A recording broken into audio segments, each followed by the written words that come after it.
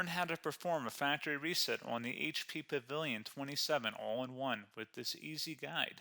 Whether you're troubleshooting Windows problems or preparing the computer for a new owner, this tutorial covers the complete process. So this should hopefully be a pretty straightforward process, guys, and without further ado, let's go ahead and jump right into it. It's supposed to not delete your personal files. I strongly suggest you create a backup of any important files or documents before you proceed, because even though it might say that it's going to save your personal files, there's no guarantees that it will, so just keep that in mind, and we're going to go ahead and jump right into it. So we're going to go ahead and start by right-clicking on the Windows Start menu, and we're going to select the settings. You want to select System, and then on the right side, scroll down until you get to Recovery. Reset Advanced Startup Previous Version of Windows. Go ahead and open that up. So we're going to start by going underneath Recovery Options, reset this PC. Choose to keep or remove your personal files, then reinstall Windows. Go ahead and select Reset PC. Underneath Choose an option, Keep My Files removes apps and settings but keeps your personal files. Now, like I said, there's no guarantee, but you still want to create a backup, but we are going to select that for today's tutorial here. And it's going to ask how would you like to reinstall Windows. I usually do a local reinstall, so that's what I'm going to select. And current settings is going to reinstall Windows from this device, and then we're going to select next again.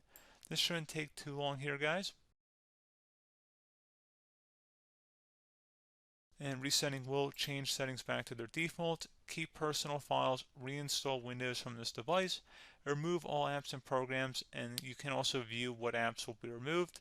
This will take some time and your PC will restart. These are the apps that will be removed, so take note of that. So you're definitely going to have to reinstall some stuff once it's done. So it looks like I accidentally closed out of there, so I'm just going to go back to exactly where we were.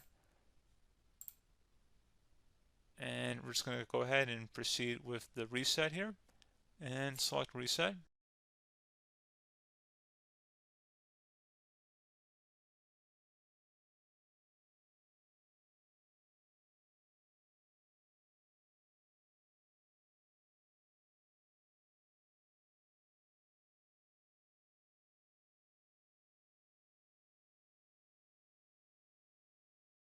And you can go ahead and install your applications, your programs, whatnot, create new user accounts, but Windows 11 has been reinstalled, a clean factory install.